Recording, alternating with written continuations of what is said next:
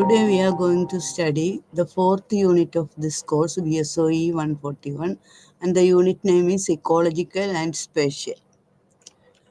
Now, after studying this unit, you will be able to understand. First one, explain the concept of space in urban sociology. Concept of space in urban sociology explain ചെയ്യാൻ പ്രാപ്തരാകും. പിന്നീട് discuss the concept of ecology and urban space. Then explain the emergence of cities in different transitional zones. And last, the emergence and growth of Chicago School and Urban Sociology. അപ്പോൾ ഈ പറഞ്ഞ കാര്യങ്ങളിൽ മിക്കതും നമ്മൾ nature and സ്കോപ്പിൽ കണ്ട കാര്യങ്ങൾ തന്നെയാണ്. അതുകൊണ്ട് ഇത് കുറേ സ്പീഡിൽ അങ്ങ് പറഞ്ഞു പോകും. അത് കഴിഞ്ഞിട്ടുള്ള ഭാഗം പതുക്കെ പോകാം. അപ്പോൾ introduction, you will introduce the idea of urban sociology and its nature and scope. You will also learn about urbanisation and urbans. ഇതൊക്കെ നമ്മൾ നേച്ചർ ആൻഡ് സ്കോപ്പിൽ പഠിച്ചാണ്. അതുപോലെ തന്നെ അർബനൈസേഷൻ എന്താണ്, അർബൻസ് എന്താണ്, അത് മനസ്സിലാക്കി കഴിഞ്ഞാണ്. Very recently many scholars took upon the to explore in the realm of urban sociology, one of the major ethnographic works to understand.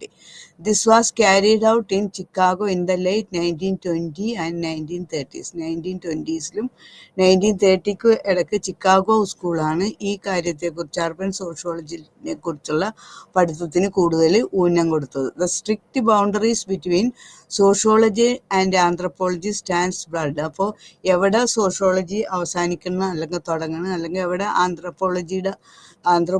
എവിടെ അവസാനിക്കുന്നു തുടങ്ങുന്നു എന്നുള്ളത്, അത് തമ്മിലുള്ള ബൗണ്ടറി അത്ര ക്ലിയർ അല്ല. The growth of Chicago presented A rather interesting case to study for all. Industries and commerce was growing rapidly, due to which people from different places flocked in here. അപ്പോൾ urban പ്ലേസസിലേക്ക് ആളുകൾ ഇൻഡസ്ട്രീസും കോമേഴ്സും ഒക്കെ develop ചെയ്യാൻ തുടങ്ങിയപ്പോൾ കൂടുതൽ ആളുകളുടെ പ്രവാഹം ഉണ്ടായി. While some grew their business by leaps and bounds, some also witnessed poverty and losses like never before.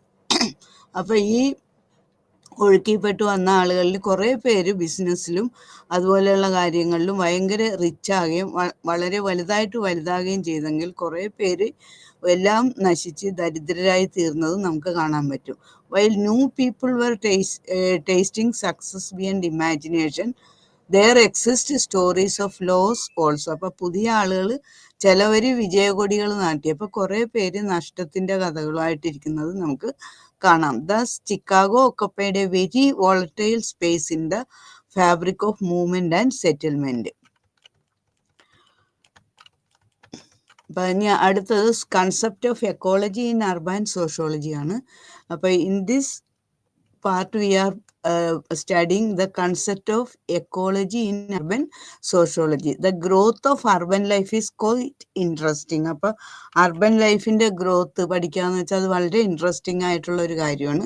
The American image in the era of 1950s had led to affluence and certain kind of lack of any visible differences. There was mediocrity in terms of homogenization.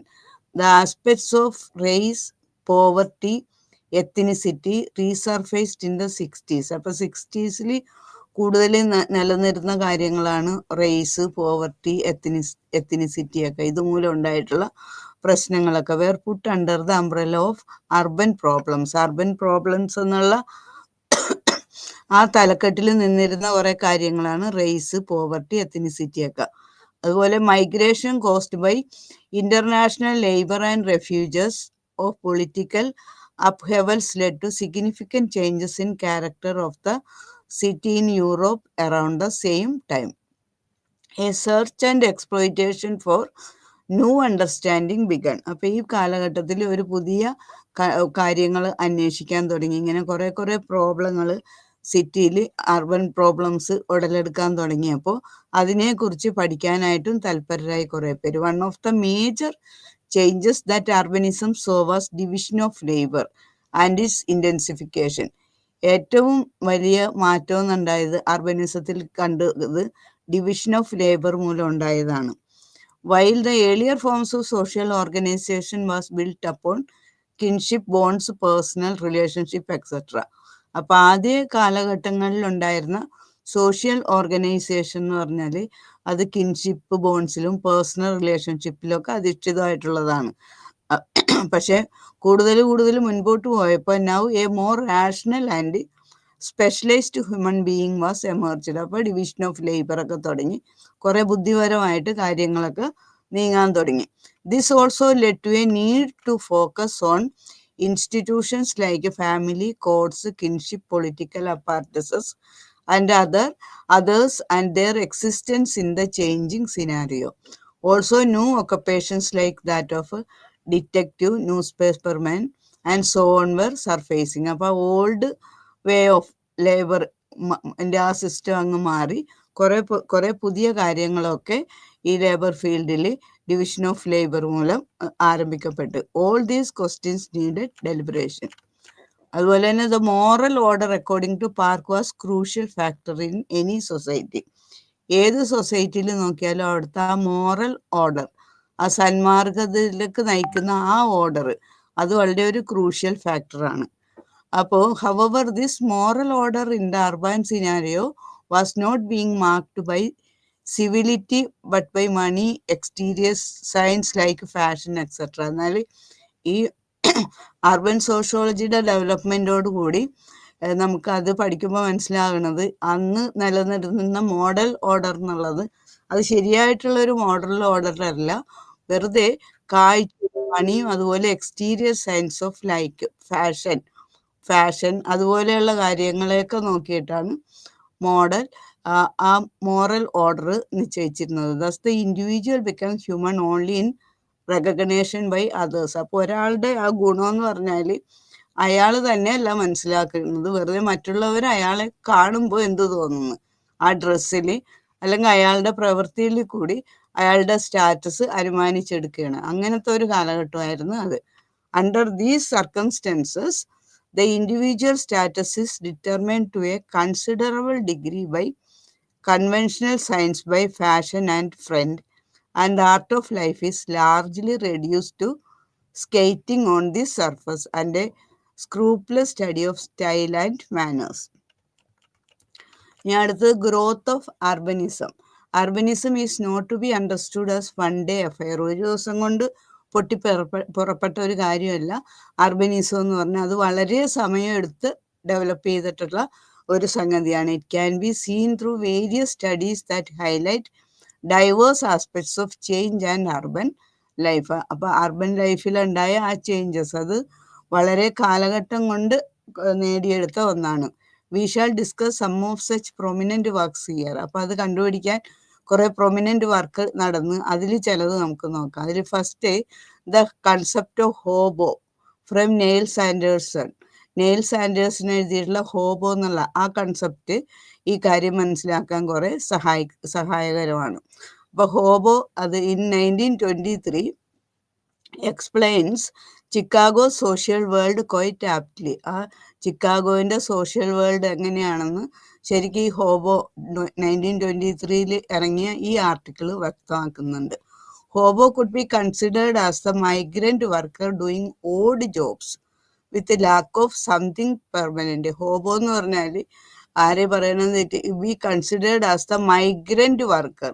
ഈ migrant വർക്കറാണ് doing odd jobs. അപ്പം മറ്റുള്ളവർക്ക് വന്നിട്ടുള്ള കുടിയേറി പാർത്തിട്ടുള്ള ജോലിക്കാരാണ്, അവർ odd jobs ആണ് ചെയ്യണത്. Lakh of something permanent, അങ്ങനെ സ്ഥിരമായിട്ടില്ല, ഇങ്ങനെ ഓടി നടന്ന് അവിടെ ഇവിടെയൊക്കെ ആയിട്ട് എന്തെങ്കിലും പണി ചെയ്ത് നടക്കുന്ന അങ്ങനെയുള്ള ആളുകളെയാണ് ഹോബോ എന്ന് പറയുന്നത്. വിത്ത് the coming up of the new towns and cities the social mobility increased. അപ്പോൾ ഈ ഹോബോസ് ഇങ്ങനെ ജോലി തേടി അലഞ്ഞിരിഞ്ഞ് ഓരോ സ്ഥലത്ത് കിട്ടുന്ന സ്ഥലത്ത് അവർ ജോലി ചെയ്ത് അങ്ങനെ മുന്നോട്ട് പോവുകയാണ്. അപ്പോൾ with the coming up of new towns, അവർ പുതിയ ടൗണിൽ വരുമ്പോഴേക്കും സിറ്റീസ് അപ്പോൾ അവിടെയുള്ള സിറ്റീസിൽ സോഷ്യൽ മൊബിലിറ്റിയൊക്കെ വർദ്ധിക്കാൻ തുടങ്ങി. Chicago still remain the hobos capital with rail roads, trains and important means of living.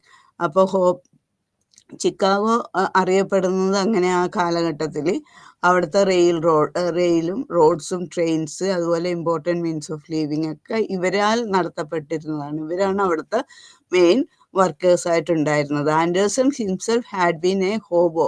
അപ്പൊ ഈ ആർട്ടിക്കിൾ എഴുതിയിട്ടുള്ള ആൻഡേഴ്സണും വാസ്തവത്തിൽ അദ്ദേഹം ഒരു ഹോബോ തന്നെയായിരുന്നു. He dropped out of school and had been living such a life. School വിദ്യാഭ്യാസം അടക്ക് വെച്ച് നിർത്തിയിട്ട് ഇങ്ങനെ അലഞ്ഞു തിരിഞ്ഞ് ജോലി അന്വേഷിച്ച് നടന്ന വ്യക്തികളിൽ പെട്ട ഒരാൾ തന്നെയായിരുന്നു ആൻഡേഴ്സൺ. അതുകൊണ്ട് this literally was participant observation. അപ്പം അയാളും കൂടി അതിൽ ഭാഗമായിട്ട് ഒബ്സർവ് ചെയ്തിട്ട് എഴുതിയിട്ടുള്ള ഒരു കാര്യമാണ് ഈ ഹോബോ എന്നുള്ള ആ ബുക്ക്. അപ്പം അതിനെക്കുറിച്ച് അന്നത്തെ സ്ട്രീറ്റ്സ്, വില്ലേജസ്, അലൈസ് ഒക്കെ വളരെ എങ്ങനെ ഇരിക്കണം എന്ന് വളരെ കൃത്യമായിട്ട് അദ്ദേഹം അതിൽ ആ ബുക്കിൽ കാണിച്ചു തന്നിട്ടുണ്ട്. The people could be categorised into 5 types. അപ്പം ആ സമയത്ത് ആളുകളെ 5 തരത്തിലാണ് വർഗീകരിച്ചിരുന്നത്. Hobo being one of them. അങ്ങനെയുള്ള ആ 5 തരംതിരിവിൽ ഒരു കൂട്ടരാണ് ഹോബോ എന്നുള്ളത്. The first was the seasonal worker whose life mainly revolved around the realm of agriculture. അപ്പം അതിൽ ആദ്യത്തേതെന്ന് പറഞ്ഞാൽ the first was the seasonal worker. Seasonal വർക്കിലാണ് ഓരോ സീസൺ അനുസരിച്ച് ഓരോ ജോലികൾ, അതായത് കൃഷിപ്പണിയൊക്കെ ചെയ്യുന്ന പോലെ അങ്ങനെയുള്ള കൂട്ടരാണ് ഫസ്റ്റ് വിഭാഗം. Second was the hobo or migrant worker. രണ്ടാമത്തെ കൂട്ടരാണ് ഹോബോ, അല്ലെങ്കിൽ ഇങ്ങനെ കുടിയേറി പാർത്ത് ജോലി ചെയ്ത് നടക്കുന്ന ആളുകൾ, migrant worker. The third was just a migrant. Third എന്ന് പറയുന്നത് വെറുതെ ഒരു മൈഗ്രൻ്റ് മാത്രം, വർക്കർ അല്ല. He did not work and lived off by begging. അയാൾ ആ കൂട്ടർ വർക്ക് ചെയ്യില്ല, അവർ ഭിക്ഷാടനം നടത്തിയാണ് ജീവിച്ചിരുന്നത്. The fourth was a home guard who was an important worker but cannot be considered as migrant. Fourth വിഭാഗം എന്ന് പറയുന്നത് ഹോം ഗാർഡ്സ് ആണ്. അതൊരു ഇമ്പോർട്ടൻറ്റ് വർക്കറാണ്, പക്ഷേ cannot be considered as a migrant. ഒരു മൈഗ്രൻ്റ് ആയിട്ട് ഒരിക്കലും അയാളെ കൺസിഡേർഡ് ചെയ്യാറില്ല. The last was considered to be a bum who was neither working nor migrating. മറ്റത് വെറുതെ തെണ്ടിത്തിരിഞ്ഞ് നടക്കുന്ന ഒരു കൂട്ടർ, അവരെയാണ് ആ ലാസ്റ്റ് ഡിവിഷനിൽ കൊണ്ടുവന്നേക്കുന്നത്. There exist a host of reasons for the homeless men to become homeless, as everyone had their own personal reasons. അപ്പം ഇങ്ങനെ 5 വിഭാഗങ്ങളായിട്ട് മനുഷ്യരെ തരംതിരിച്ചിരുന്നെങ്കിൽ ഈ തരംതിരിവ് അങ്ങനെ സ്വയം ഉണ്ടായതല്ല, അവരുടെ ആ പ്രത്യേക പരിതസ്ഥിതി മൂലം അങ്ങനെ ആയിപ്പോയതാണ്. Homeless men to become homeless as everyone had their own personal reasons. ഓരോരുത്തരും ഓരോ വിഭാഗത്തിലാകാനായിട്ട് അവരുടേതായ വ്യക്തിപരമായിട്ടുള്ള കാര്യങ്ങളും ഉണ്ടായിരുന്നു. While some were forced out of work. ചിലവർക്ക് ജോലി നഷ്ടപ്പെട്ടവർ. Others needed new jobs. ചിലവർക്ക് പുതിയ ജോബ് വേണമെന്ന് കരുതി മറ്റു സ്ഥലങ്ങളിലൊക്കെ പോകുന്നവർ. Some had family crisis. ചിലവർക്ക് വീട്ടിലെ പ്രശ്നങ്ങളാണ്. While some were dealing with problems like alcoholism. ചിലവർ ആൽക്കഹോളിസം പോലെയുള്ള പ്രോബ്ലത്തിന് അടിമകളായവർ. Only a single reason could not be given for all homeless migrant beings. അപ്പോൾ ഈ മൈഗ്രൻ്റ് ബീയിങ്സിന് എല്ലാത്തിനും കൂടി ഒരു സിമ്പിൾ റീസൺ പറയാൻ പറ്റില്ല. പലവരും പല പല കാരണങ്ങളാലാണ് പല രീതിയിൽ നമ്മൾ കാണപ്പെടുന്നത്. The woman were not present at every moment, many were not married. അപ്പം ഇങ്ങനെയൊക്കെ കണ്ടീഷനാണ് ഈ ഹോബോസിൻ്റെ ആ സമയത്തുള്ള ലൈഫും. According to Park, hobo was the bohemian in the ranks of common labour. പിന്നെ വേറൊരു കൂട്ടരാണ് ദ എക്സിസ്റ്റൻസ് ഓഫ് ഗാങ്സ്. കൂട്ടം കൂടി നടക്കണം, ഒരു സംഘം കൂടി നടക്കണം, അങ്ങനത്തെ ഒരു കൺസെപ്റ്റും അവിടെ ഇവിടെയൊക്കെ കാണാം. Thrasher's work has been very insightful in this context. അപ്പോൾ ത്രഷറിൻ്റെ വർക്കിൽ ഈ ഗാങ്സിനെ കുറിച്ച് വളരെ വ്യക്തമായിട്ട് എഴുതിയിട്ടുണ്ട്. Delinquency in urban life came across and was studied in his significant work. അപ്പോൾ delinquency in urban life, urban ലൈഫിലുള്ള ആ കുറ്റവാളികളെ കുറിച്ചൊക്കെ അദ്ദേഹം വളരെ വ്യക്തമായിട്ട് ഈ ഗാങ് എന്നുള്ള ആ പബ്ലിക്കേഷനിൽ പ്രസിദ്ധീകരിച്ചിട്ടുണ്ട്. The gang published in 1927. The age group of group members was varied through. Most were belonging to the adolescence stage. അപ്പം ഈ ഇവിടെയൊക്കെ ഏജ് ഗ്രൂപ്പ് ഡിഫറെൻ്റ് ആണ്. ഓരോ സംഘത്തിലും ഓരോ കൂട്ടത്തിലും ഉള്ളവരെങ്കിലും മിക്കവരും അഡോളസൻസ് സ്റ്റേജിലുള്ളവരാണ്. Territorial aspect was quite important in context of characterizing the gang. The gangs passed through the transitional zones of Burgess scheme of settlements. The social characteristics mark the gangs there. അപ്പോൾ ഗാങ്സിന് നമ്മൾ നേരത്തെ പഠിച്ചിരുന്ന ഒരു concentric circles form ഉണ്ടായിരുന്നല്ലോ ബർജേഴ്സിൻ്റെ city Chicago city develop ചെയ്തപ്പോൾ accept ചെയ്ത ആ ഫോം. അപ്പോൾ അതിലും ഈ ബർജേഴ്സിൻ്റെ സെറ്റിൽമെൻറ്റ് ബർജേഴ്സിൽ അവിടെ ഗാങ്സിൻ്റെ സെറ്റിൽമെൻറ്റ് സ്ഥലവും കൊടുത്തിട്ടുണ്ട്. അത് എവിടെയായിട്ടാണ്? The gangs pass through the transitional zones of Burgess's scheme of settlement. അപ്പോൾ ബർജേഴ്സ് സ്കീം ഓഫ് സെറ്റിൽമെൻറ്റ്സിൽ ആ ട്രാൻസിഷണൽ സോൺസിലാണ് ഇവരുടെ സ്ഥാനം കൊടുത്തിരിക്കുന്നത്. The social characteristics mark the gangs there. However, with time, the formation of these gangs declined as they moved from one zone to another. അപ്പോൾ പിന്നീട് അവർ ഒരു സോണിൽ നിന്ന് വേറൊരു സോണിലേക്ക് മാറിക്കൊണ്ടിരുന്നപ്പോൾ അവിടത്തെയുള്ള ആ പ്രാധാന്യത്വം കുറഞ്ഞു. These gangs formed an integral part of social disorganization that signified the transitional zone. അപ്പോൾ ഈ ട്രാൻസിഷണൽ സോണിൽ ഉണ്ടാകുന്ന മിക്കവാറും ഡിസോർഗനൈസേഷനൊക്കെ കാരണം ഇതുപോലെയുള്ള ഗാങ്സ് ആയിരുന്നു. Ethnic group also led to the formation of such gangs sometimes. ചിലപ്പോൾ എത്നിക് ഗ്രൂപ്പുകളും വംശീയ സമൂഹങ്ങളും ഇതുപോലെയുള്ള ഗാങ് ഫോർമേഷൻ ഉണ്ടാക്കിയിട്ടുണ്ട്. This is important to note that the ethnicity was not the only factor for gang formation. പക്ഷേ ethnicity മാത്രം ഒരു factor ആകണില്ല, വേറെ പല ഫാക്ടറുകളും ഈ ഗാങ് ഫോർമേഷന് ഹെൽപ്പ് ചെയ്തിട്ടുണ്ട്. Different economic levels of groups was a major reason for such strict boundaries. അപ്പോൾ different economics levels of group, ആളുകളുടെ വിഭിന്ന തരത്തിലുള്ള സാമ്പത്തിക നിലവാരമാണ് ഇതുപോലെയുള്ള ഗാങ്സിനെ സൃഷ്ടിച്ചത്. Gangs were often based on neighbourhood basis and emergence of ethnic gang seemed natural in the circumstances. It is interesting that Tusher found these gangs even in groups of children in formal and informal playground. അപ്പോൾ തഷർ വ്യക്തമാക്കിയിട്ടുണ്ട്, വളരെ രസകരമായിട്ട് അദ്ദേഹം വിവരിച്ചിട്ടുണ്ട്. ഈ gangs എന്നുള്ളത് വലിയ ആളുകളുടെ ഇടയിൽ മാത്രമല്ല, കുട്ടികളുടെ ഇടയിൽ പോലും ഫോർമലും ഇൻഫോർമലും ആയിട്ടുള്ള പ്ലേ ഗ്രൗണ്ടിലും ഈ ഗാങ്സ് ഫോർമേഷൻ കാണാൻ പറ്റും. അപ്പോൾ ഇതൊക്കെ അർബൻ ലൈഫിൻ്റെ ഒരു പ്രത്യേകതകളാണ്. ഇനി അടുത്തത് special setup of the city. The special setup of the സിറ്റിയിൽ ഇവിടെ പറഞ്ഞിരിക്കുന്നത് ബർജേഴ്സ് സിറ്റിനെ കുറിച്ചാണ്. അപ്പോൾ ബർജേഴ്സ് സിറ്റി നമ്മൾ ഫസ്റ്റ് യൂണിറ്റിൽ പഠിച്ചു കഴിഞ്ഞതാണ്, ആ കോൺസെൻട്രിക് സർക്കിൾസ് ഫോമിലുള്ളത്. അപ്പോൾ അതുകൊണ്ട് ഇത് വീണ്ടും ഇവിടെ പറയേണ്ട കാര്യമില്ല. അടുത്ത ഭാഗത്തേക്ക് പോകാം. Sociology and anthropology in urban studies. A mix of reaction came about with stress on urban sociologies. അപ്പോൾ അർബൻ സോഷ്യോളജിനെ കുറിച്ച് പഠിക്കുമ്പോൾ പല പ്രയാസങ്ങൾ നമ്മൾ തരണം ചെയ്യേണ്ടതായിട്ട് വരുന്നുണ്ട്. എവിടെയാണ് ഈ അർബൻ സോഷ്യോളജി തുടങ്ങുന്നത്, അല്ലെങ്കിൽ ആന്ത്രോപോളജിയും സോഷ്യോളജിയും തമ്മിൽ എവിടെയാണ് ഡിഫറൻസ്? അപ്പോൾ അങ്ങനെയുള്ള പല കാര്യങ്ങൾക്കും നമ്മൾ ഉത്തരം കണ്ടുപിടിക്കേണ്ടതുണ്ട്. In fact urban sociology is most likely to be similar to what we may call urban anthropology. അപ്പോൾ അർബൻ സോഷ്യോളജി എന്ന് പറയുന്നത് യഥാർത്ഥത്തിൽ similar to what we call urban anthropology. Urban anthropology എന്ന് നമ്മൾ വിളിക്കുന്നതിനെ തന്നെയാണ് ഏറെക്കുറെ അർബൻ സോഷ്യോളജി എന്ന് പറയുന്നത്. While there are accomplishments there also exist several unresolved issues and unsure future. അപ്പോൾ എല്ലാം അതുപോലെ തന്നെയല്ല, കുറേ വ്യത്യാസങ്ങളുണ്ട്, എന്നാലും ഏറെക്കുറെ ഇത് രണ്ടും ഒരേപോലെയുള്ള സംഗതികളാണ് ഈ അർബൻ സോഷ്യോളജിയും അതുപോലെ ആന്ത്രോപോളജിയും. അപ്പോൾ urban sociology and urban anthropology share A similar subject matter. ഈ അർബൻ സോഷ്യോളജിയിലും അതുപോലെ തന്നെ അർബൻ ആന്ത്രോപോളജിയിലും ഏതാണ്ട് ഒരേപോലെയുള്ള സബ്ജക്റ്റ് മാറ്ററാണ് ഇൻക്ലൂഡ് ചെയ്തേക്കണം, which is the study of cities and the issues related with dum. അപ്പോൾ ഈ രണ്ടിലും അർബൻ ആന്ത്രോപോളജിയിലും അതുപോലെ തന്നെ അർബൻ സോഷ്യോളജിയിലും നടക്കുന്ന സ്റ്റഡി എന്ന് പറയുന്നത് cities and the issues related with dum.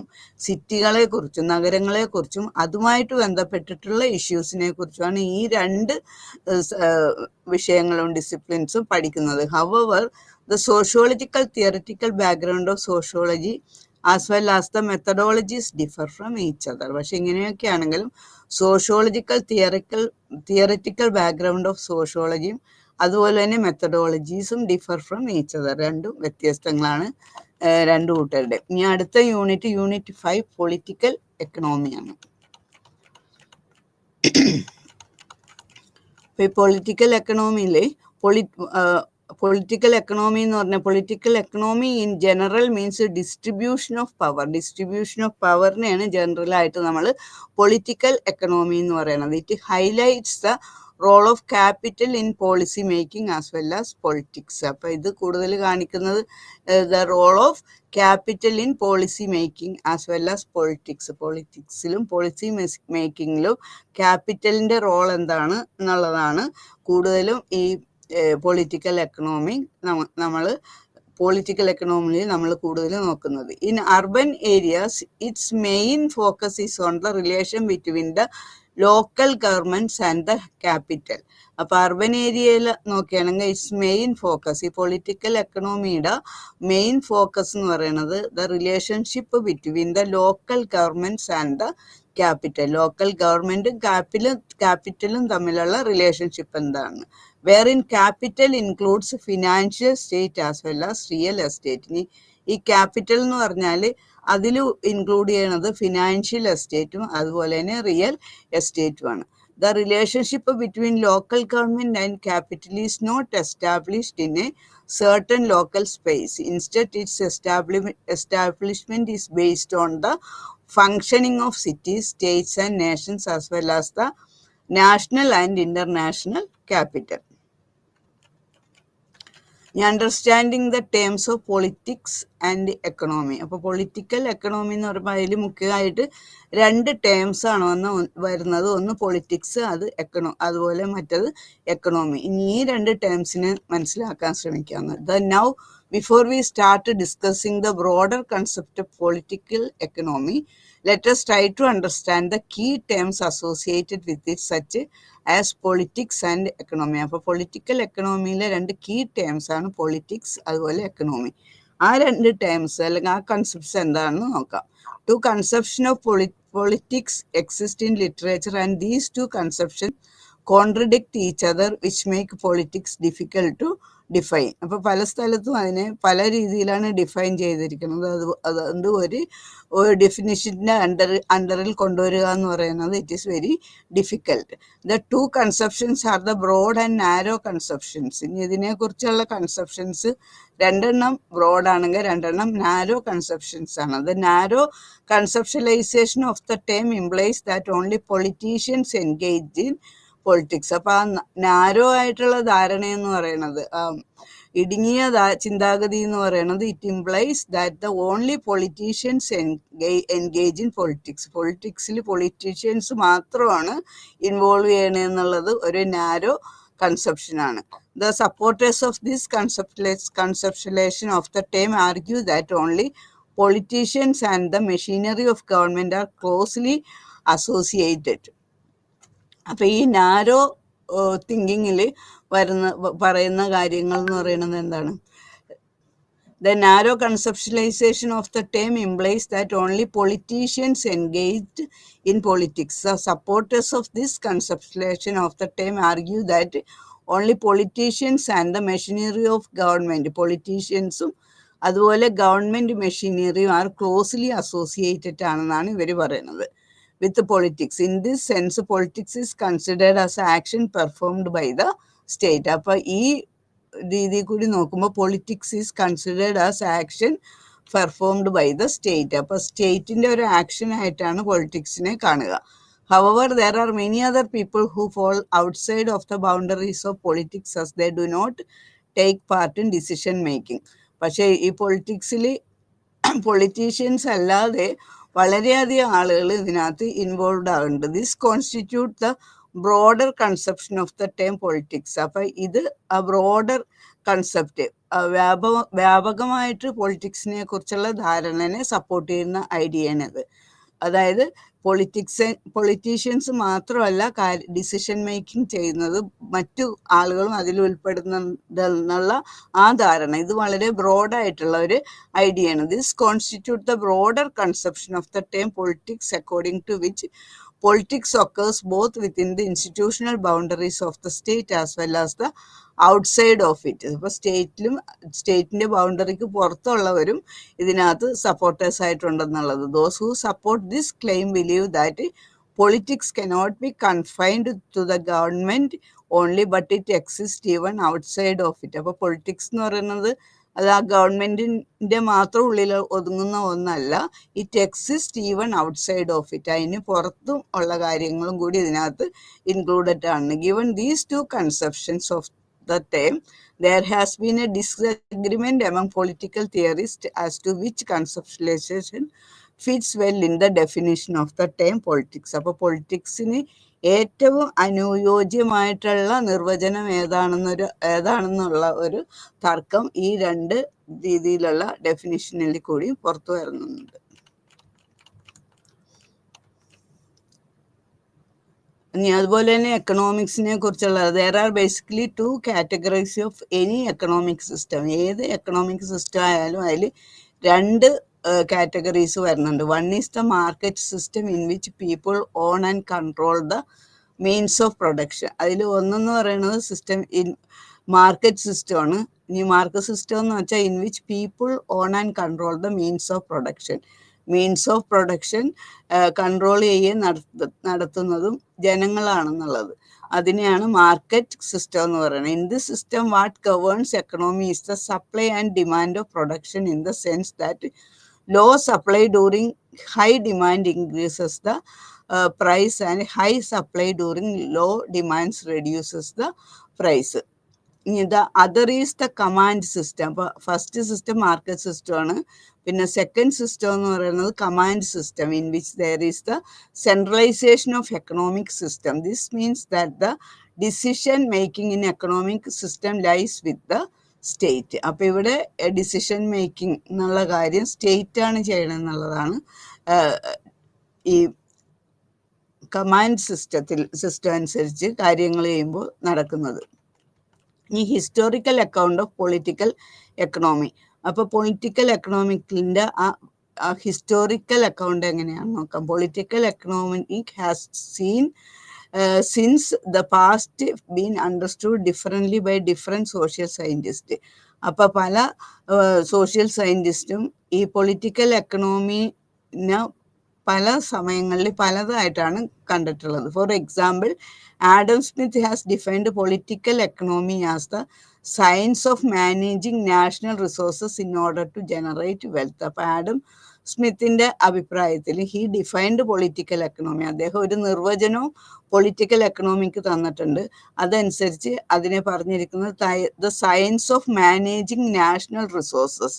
National റിസോഴ്സിനെ മാനേജ് ചെയ്യുന്ന ഒരു science in order to generate wealth generate ചെയ്യാൻ വേണ്ടി നാഷണൽ റിസോഴ്സിനെ മാനേജ് ചെയ്യുന്ന സയൻസ് ആണ് എക്കണോമി എന്നാണ് ആഡം സ്മിത്ത് പറഞ്ഞേക്കണം. അതുപോലെ തന്നെ കാറൽ മാർക്സും ഇതുപോലെ ഈ പൊളിറ്റിക്കൽ എക്കണോമീനെ അദ്ദേഹത്തിൻ്റെ കാഴ്ചപ്പാടിൽ കൂടി നിർവചിച്ചിട്ടുണ്ട്. There were many economic theorists associated with it, such as Adam Smith and David Ricardo. ഈ ആഡം സ്മിത്തും ഡേവിഡ് റിക്കാർഡോ ഇവരെയാണ് who are known as the founders of political economy. Political എക്കണോമിയുടെ ഫൗണ്ടേഴ്സ് എന്നറിയപ്പെടുന്നത് ആഡം സ്മിത്ത് അതുപോലെ David Ricardo എന്ന 2 സോഷ്യലിസ്റ്റുകളെയാണ്. Karl Marx argued that capitalist society is not permanent. അപ്പോൾ Karl മാർക്സിൻ്റെ അഭിപ്രായത്തിൽ Karl Marx and Frederick Engels were witness to the horrific poverty among the workers and the condition in which they lived. Karl മാർക്സും Frederick ഏഞ്ചൽസും ഒക്കെ അന്ന് workers ജീവിച്ചിരുന്ന ആ poor കണ്ടീഷന് സാക്ഷികളായിട്ടുള്ളവരാണ്. അപ്പോൾ അവരുടെ കാഴ്ചപ്പാടിൽ കൂടിയാണ് ഈ പൊളിറ്റിക്കൽ എക്കണോമിനെ കണ്ടത്.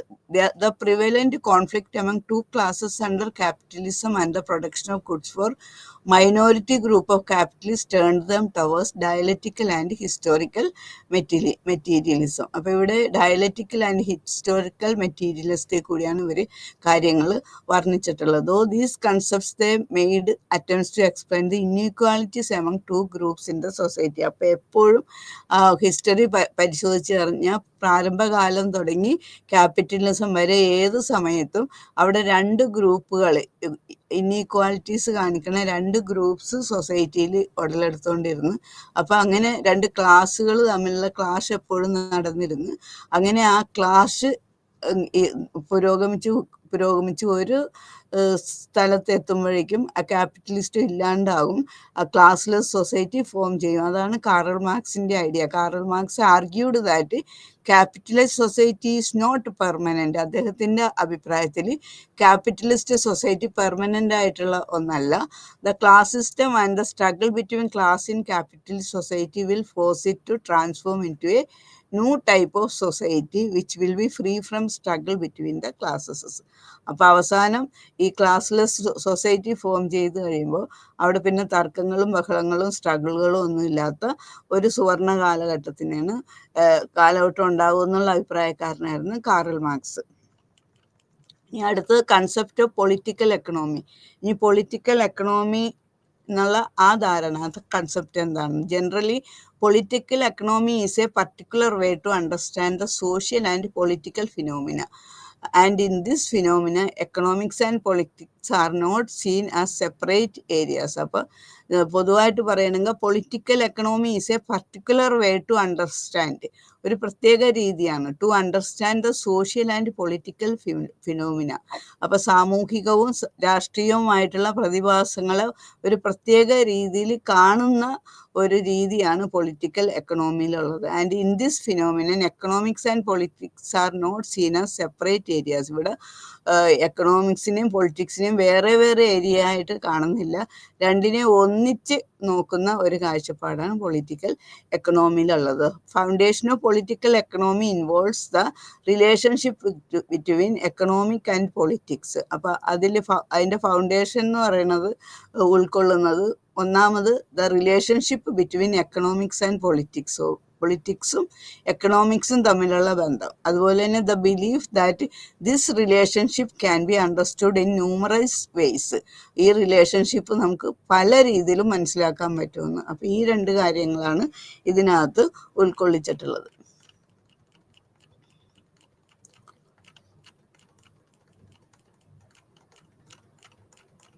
ഇനി അടുത്തത് എലിമെൻറ്റ്സ് ഓഫ് പൊളിറ്റിക്കൽ എക്കണോമി. ഈ ഭാഗം വളരെ ഇമ്പോർട്ടൻ്റ് ആണ്. എലിമെൻറ്റ്സ് ഓഫ് പൊളിറ്റിക്കൽ എക്കണോമി, ഈ ഭാഗത്തു നിന്ന് 3 തരത്തിലുള്ള ക്വസ്റ്റ്യൻസ്, ഷോർട്ട് ക്വസ്റ്റ്യൻസ് വരാം. ഷോർട്ട് ക്വസ്റ്റ്യൻസ് വരികയാണെങ്കിൽ ആ എലിമെൻറ്റ്സിൻ്റെ പേര് മാത്രം എഴുതുക. അതുപോലെ അതിൻ്റെ സബ് എലിമെൻറ്റ്സ് ഏതൊക്കെയാണ് അതിൻ്റെ പേരും കൂടി എഴുതുക, അത്ര മാത്രം മതി. പിന്നെ ഷോർട്ട് എസ്സേസ് ആണെങ്കിൽ ഈ ഓരോ കാര്യങ്ങളും കുറച്ചും കൂടി വിസ്തൃതമായിട്ട് എഴുതുക. ഇനി 20 മാർക്സിൻ്റെ വലിയ എസ്സേ വരികയാണെങ്കിൽ എല്ലാ പോയിന്റും കൂടി ചേർത്ത് ഒന്നിച്ചെടുക്കുക. അപ്പം 3 തരത്തിലുള്ള ക്വസ്റ്റ്യനും ചോദിക്കാൻ സാധ്യതയുള്ളൊരു ഭാഗമാണ് എലിമെൻറ്റ്സ് ഓഫ് പൊളിറ്റിക്കൽ എക്കണോമി. ഇനി അതെന്താണെന്ന് നോക്കാം. There are 4 important elements of political economy. Political എക്കണോമിയിൽ ഇമ്പോർട്ടൻ്റ് എലിമെൻറ്റ്സ് എന്ന് പറയുന്നത് 4 എണ്ണമാണ്. The first is production involving 2 aspects of labour and capital. അപ്പോൾ ഫസ്റ്റ് എലിമെൻറ്റ്സ് എന്നുള്ളത് പ്രൊഡക്ഷനാണ്. ഈ പ്രൊഡക്ഷന് തന്നെ 2 സബ് എലിമെൻറ്റ്സ് ഉണ്ട്. അതായത് ലേബർ ഒന്ന്, സെക്കൻഡ് ക്യാപിറ്റൽ. അങ്ങനെ 2 സബ് എലിമെൻറ്റ്സ് ചേർന്നതാണ് ഈ ഫസ്റ്റ് എലിമെൻറ്റ്സ് പൊളിറ്റിക്കൽ എക്കണോമിൻ്റെ. That is production. ഇനി the second is distribution. Second element of the political economy is distribution. It involving rent, wages and profit. അതിന് 3 sub elements ഉള്ളത്. ഒന്ന് rent, second wages, third profit. പിന്നെ third is the exchange which involves the exchange of commodities for benefit, and fourth is the consumption which involves both productive and unproductive consumptions. അപ്പോൾ third element എന്ന് പറയുന്നത് exchange ആണ്.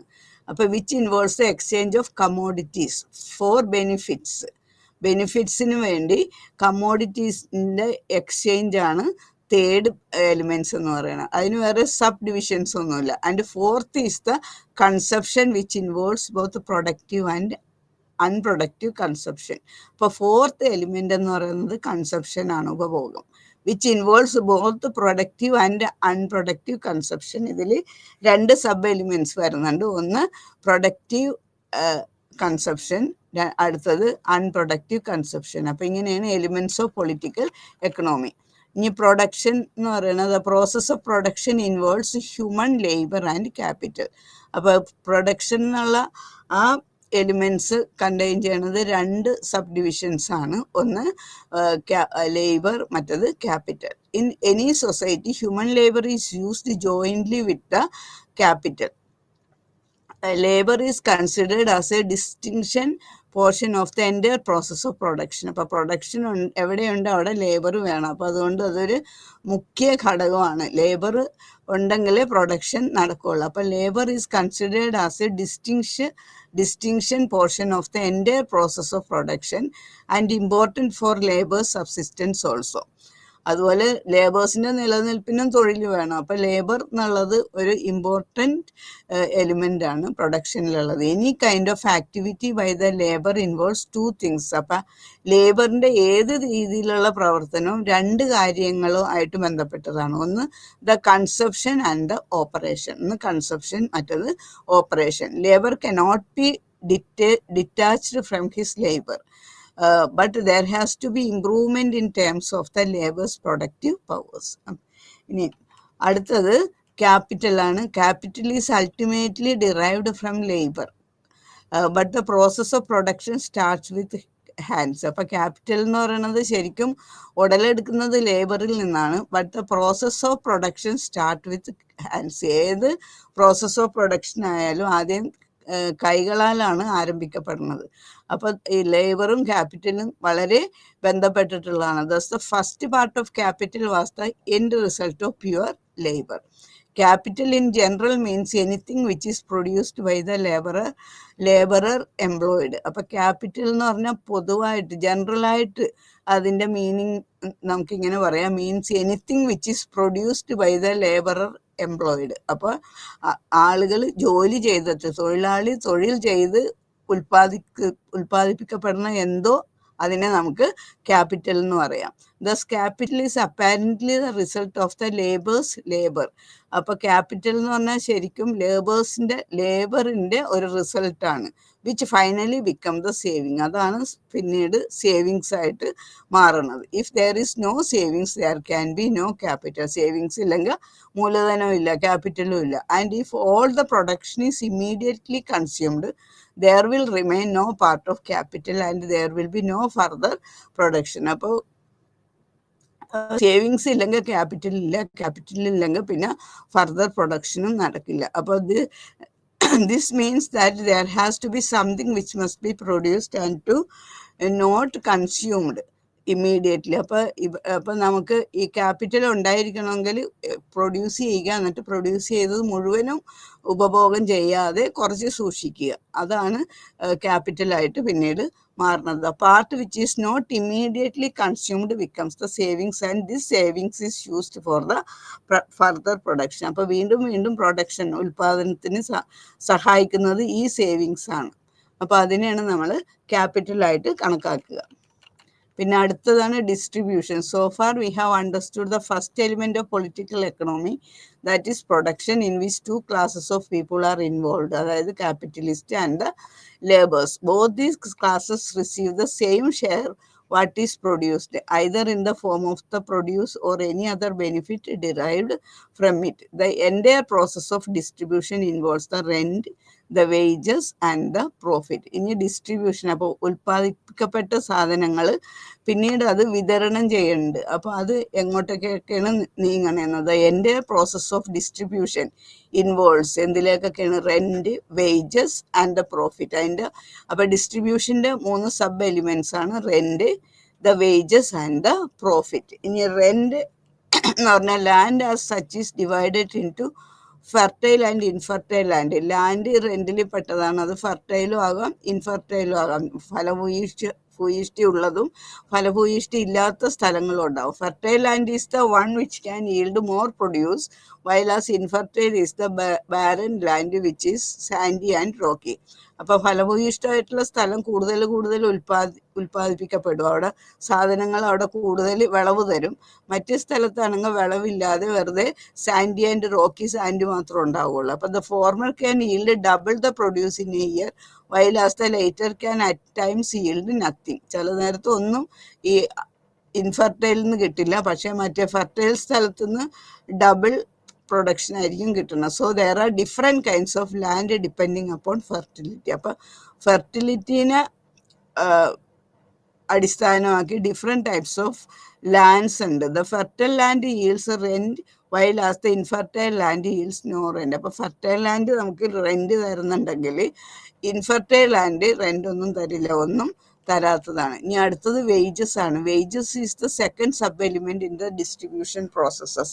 Distribution പ്രോസസ്സിലെ second element ആണ് wages എന്ന് പറഞ്ഞാൽ. So what proportion of produce is distribute between the labours and the capitalist. അപ്പോൾ ഉൽപ്പാദിപ്പിക്കപ്പെട്ടതിൻ്റെ അനുപാതമുണ്ട്, കുറച്ച് ലേബേഴ്സിനും കുറച്ച് ക്യാപിറ്റലിസ്റ്റിനുമായിട്ട് വിഭജിക്കും. അതിനെയാണ് അപ്പോൾ ലേബേഴ്സിന് കിട്ടുന്നതിനെയാണ് നമ്മൾ വേജസ് അല്ലെങ്കിൽ കൂലി എന്ന് പറയുന്നത്. In fact labour's share is determined through the wages that they get for the production process and the amount of wages being paid to the labours determines their share of the production.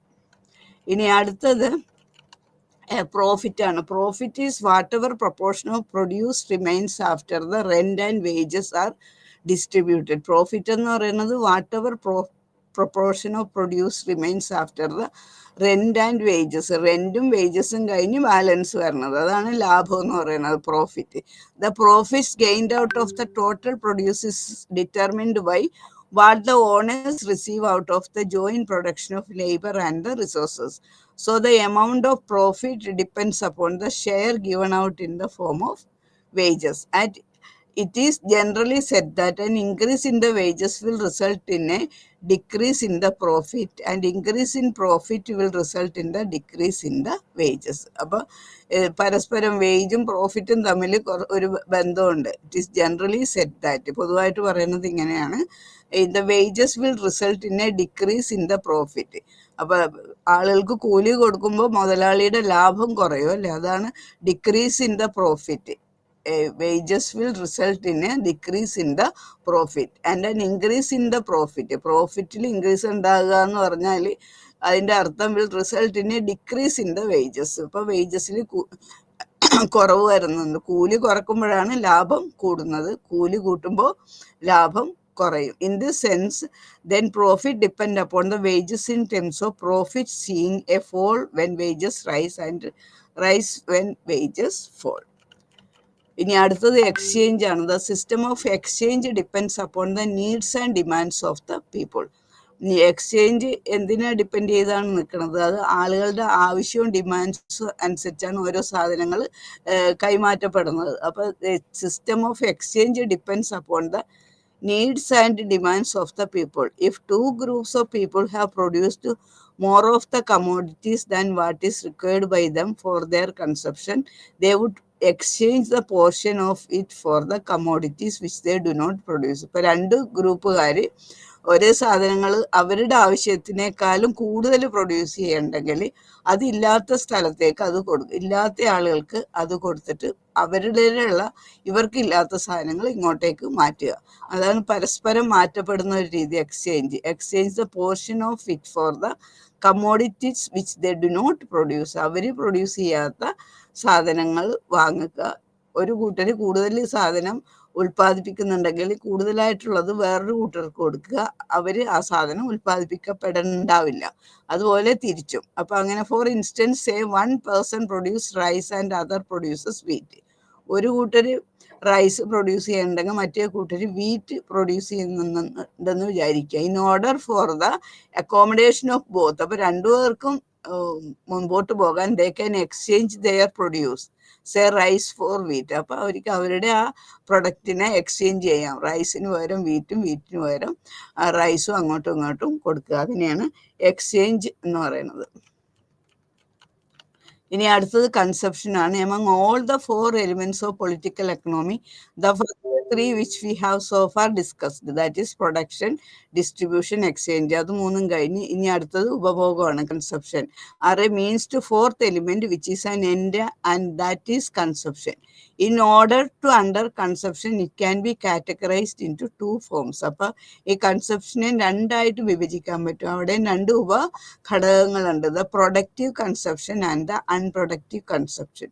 അപ്പോൾ അവിടെ രണ്ട് രീതിയിലുണ്ട്. ഒന്ന് productive consumption ആണ്, മറ്റത് unproductive consumption. Productive consumption refers to the consumption of resources in the production process and there are 3 such resources used in the productive consumption. ഇപ്പോൾ productive consumption എന്ന് പറയുന്നത് refers the consumption of resources in the production processes, production പ്രോസസ്സിൽ ഉപഭോഗം ചെയ്യുന്ന കാര്യങ്ങൾ. And there are 3 such resources, അങ്ങനെ 3 resources ഉണ്ട് used in the productive consumption. The first is the wages of the labour which enables him to consume the goods that the laborer produced. The second resource used for productive consumption is the machinery, which includes the means of carriage also. പിന്നെ third resource എന്ന് പറഞ്ഞാൽ used is the process is the raw materials. അപ്പോൾ ആ 3 സംഗതികൾ എന്തൊക്കെയാണ്? ഒന്ന്, the first wages of labour, second consumption എന്ന് പറയുന്നത് the machinery, and the third resources എന്ന് പറയുന്നത് material which are used in the production processes. ഇനി ഓൺ ദ അതർ ഹാൻഡ് ഈ 3 കൂട്ടും പ്രൊഡക്റ്റീവ് കൺസപ്ഷനിൽ പെടുന്നതാണ്. ഇനി unproductive consumption involves all the consumption which does not produce revenue or through which income cannot be generated. Unproductive എന്ന് പറഞ്ഞാൽ അതിൽ നിന്ന് ഒന്നും ഉൽപ്പാദിപ്പിക്കപ്പെടാത്തിട്ടുള്ള ഉപഭോഗങ്ങൾ, അതായത് പ്രൊഡക്റ്റീവ് റവന്യൂ അല്ലെങ്കിൽ വേറെ ഏതെങ്കിലും ഇൻകം ജനറേറ്റ് ചെയ്യാതെയുള്ള കൺസപ്ഷനെയാണ് അൺപ്രൊഡക്റ്റീവ് കൺസപ്ഷൻ എന്ന് പറയുന്നത്. അപ്പോൾ ഇതാണ് എലിമെന്റ്സ് ഓഫ് പൊളിറ്റിക്കൽ എക്കണോമി. ഇനി അർബൻ പൊളിറ്റിക്കൽ എക്കണോമി എന്ന് പറഞ്ഞാൽ that political economy lays much emphasis upon the role of capital in politics as well as policy making. However, urban political economy exclusively focuses on the relationship between the local politics. അപ്പോൾ urban political economy എന്ന് പറയുന്നത് മുഖ്യമായിട്ടും ഉള്ളത് focuses on the relationship between the local പൊളിറ്റിക്സും such as urban governments and capital such as finance and real estate. This relationship exists at both the local level as well as the global level. ഇനി അടുത്തത് രണ്ട് തരം approaches ഉണ്ട്. 2 important approaches can be mentioned here to understand the urban political economic relations. അപ്പോൾ urban political economic relations മനസ്സിലാക്കാനുള്ള 2 approaches ആണ്. ഒന്ന് നിയോ Marxian approach, അടുത്തത് നിയോ Weberian approach. Urban political economics revises Marxian theoretical legacy in the urban settings. This is one of the areas that Karl Marx did not focus extensively in his writing. Neo-Marxian made it clear that the evolution of city can be traced from its historical relation of production. അപ്പോൾ നിയോ Marxian പറയുന്നത് എന്താണെന്ന് വെച്ചാൽ it is clear that the evolution of സിറ്റിയുടെ പരിണാമം എന്ന് പറയുന്നത് the evolution of city can be traced from its historical relations of production. Historical relations of പ്രൊഡക്ഷനിൽ കൂടിയാണ് അതിൻ്റെ പരിണാമം മനസ്സിലാക്കേണ്ടതെന്ന്. In order to progress and advance in terms of their class interest by avoiding rigid infrastructures in the urban areas, industrial capitalists supported the bordering of urban areas and the creation of suburban settlements.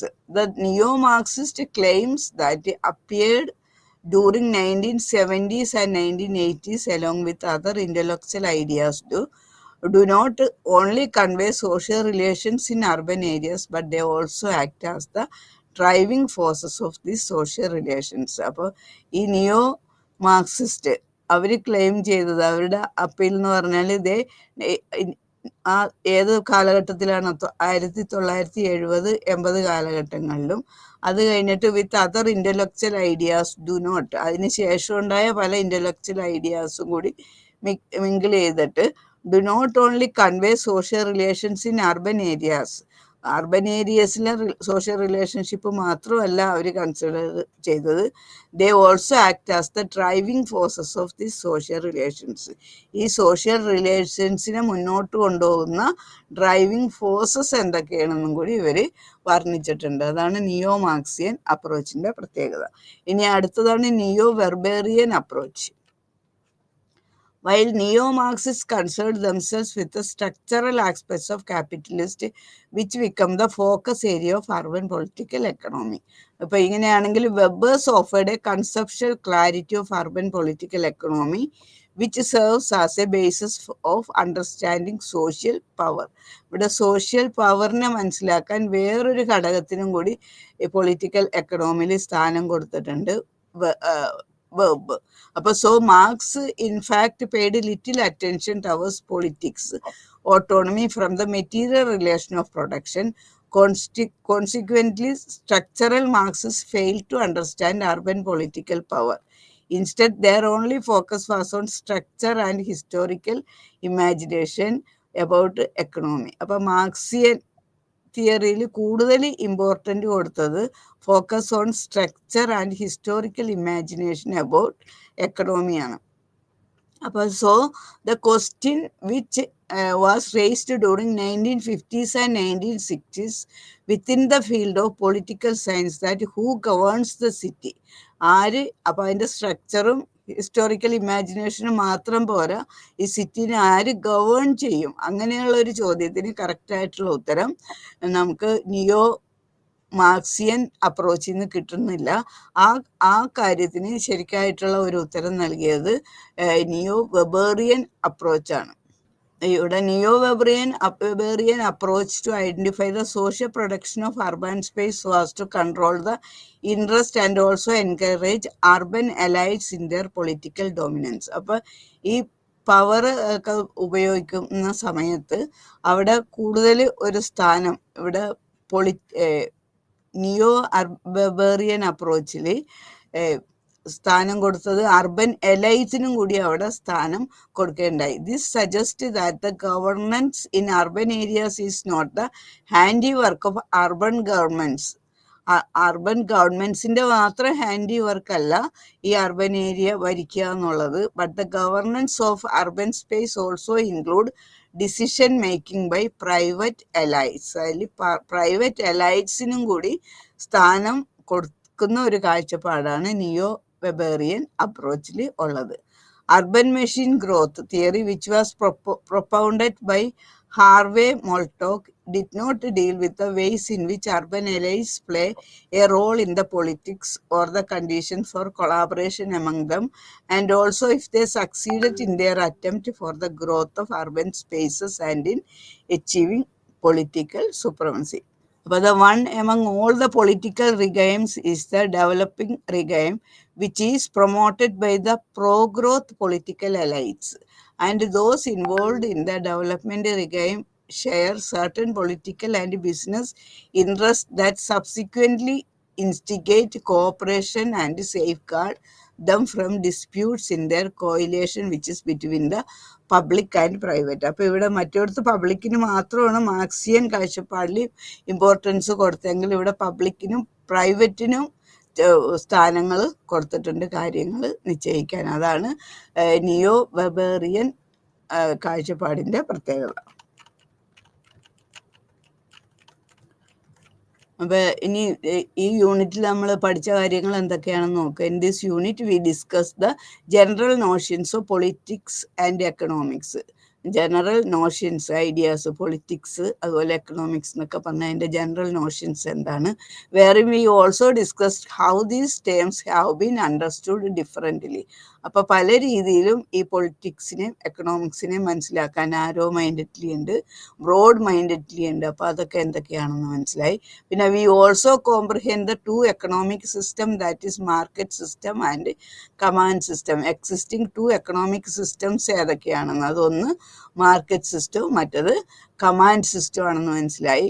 പിന്നെ we also discussed how the political economy has been understood since the past, starting with Adam Smith, and thus we have traced the history of political economy.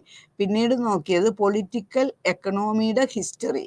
അതായത് political economy has been understood since the പാസ്റ്റിൽ നിന്ന് തുടങ്ങിയിട്ട് പ്രസൻറ്റിലെത്തി അവിടം വരെയുള്ള അതിൻ്റെ history പരിശോധിച്ച് അവിടെ Adam സ്മിത്തിൽ നിന്ന് തുടങ്ങി നമ്മൾ കാര്യങ്ങൾ ട്രേസ് ചെയ്യാൻ തുടങ്ങി. Then we discuss the usage of the term through discussing its two foundational principles.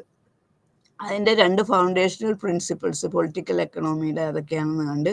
V also discuss the elements of political economy such as production, distribution, exchange and consumption. അപ്പോൾ അതുകൂടാണ്ട് പിന്നെ ഈ political എക്കണോമിയുടെ important 4 elements ഏതൊക്കെയാണെന്ന് നോക്കി. അത് ഏതൊക്കെയാണ്? The elements of political economy such as production, distribution, exchange and consumption and illustrated them exclusively including their sub elements. അതിൻ്റെ കൂടെ അതിൻ്റെ സബ് എലിമെൻറ്റ്സ് ഏതൊക്കെയാണെന്നും കൂടി കണ്ടുപിടിച്ച് ഓരോ ഫസ്റ്റ് പ്രൊഡക്ഷൻ്റെ സബ് എലിമെൻ്റ് ആയിരുന്നു ലേബർ ആൻഡ് ക്യാപിറ്റൽ. അതുപോലെ ഡിസ്ട്രിബ്യൂഷൻ്റെ ആണെങ്കിൽ റെൻറ്റ്, വേജ് ആൻഡ് പ്രോഫിറ്റ്. അതുപോലെ എക്സ്ചേഞ്ചിൻ്റെത് എക്സ്ചേഞ്ച് മാത്രമുള്ളത് exchange of commodities. Then consumption, അതിവിടെയും 2 ഉണ്ട്, productive consumption and unproductive consumption. അങ്ങനെ ആ മെയിൻ എലിമെൻസും അതിൻ്റെ സബ് എലിമെൻസും ഏതെല്ലാമാണെന്ന് മനസ്സിലാക്കി. അത് കഴിഞ്ഞിട്ട് the later part of the unit marks a shift from the general notions of political economy to the idea of urban political economy. അപ്പോൾ later പാർട്ടിൽ കണ്ടത് a shift from the general notions of political economy. Political എക്കണോമിയുടെ ആ പൊതുധാരണ, അതിനെക്കുറിച്ചുള്ള general ഐഡിയയിൽ നിന്ന് വന്നിട്ട് അടുത്ത ഐഡിയയിലേക്ക് പോയി to the idea of urban political economy. അപ്പോൾ ജനറൽ ആയിട്ട് പൊളിറ്റിക്കൽ എക്കണോമി എന്താണെന്ന് നോക്കി. പിന്നെ അത് കഴിഞ്ഞിട്ട് അർബൻ പൊളിറ്റിക്കൽ എക്കണോമി എന്താണെന്ന് കണ്ട്. In which we have discussed 2 important approaches for the understanding of urban political economy. ഇനി ഈ അർബൻ പൊളിറ്റിക്കൽ എക്കണോമിയിലെ 2 പ്രത്യേക അപ്രോച്ചസ് ഏതൊക്കെയാണെന്ന് മനസ്സിലാക്കി. അതിലൊന്ന് ഫസ്റ്റ് വൺ നിയോ മാർക്സിയൻ അപ്രോച്ച്, അടുത്തത് നിയോ വെബേറിയൻ അപ്രോച്ചായിരുന്നു. പിന്നെ അത് കഴിഞ്ഞിട്ട് the unit is വിവിഡ്ലി drafted for the enrichment of knowledge of the students about the concept of political economy in general and urban political economy in particular. അപ്പോൾ ഇതിനകത്ത് നമ്മൾ urban economy, political economy ജനറലായിട്ട് എന്താണെന്ന് മനസ്സിലാക്കി. അതുപോലെ political economy in particular, അതായത് urban political economy in particular, പ്രത്യേകിച്ച് urban political economy എന്താണെന്ന് മനസ്സിലാക്കി. അപ്പോൾ ഇത്തരം കാര്യങ്ങളാണ് ഈ യൂണിറ്റിൽ നമ്മൾ പഠിച്ചത്.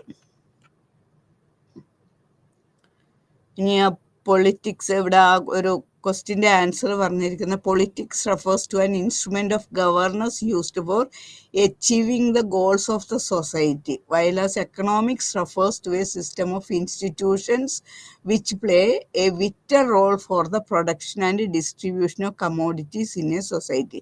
അപ്പോൾ പൊളിറ്റിക്സ് എന്ന് പറഞ്ഞാൽ refers to an instrument governance used for achieving the goals of the society. സൊസൈറ്റിയുടെ ലക്ഷ്യങ്ങൾ നേടിയെടുക്കേണ്ട ഒരു ഇൻസ്ട്രുമെൻ്റ് ആയിട്ടാണ് പൊളിറ്റിക്സിനെ കാണുന്നത്.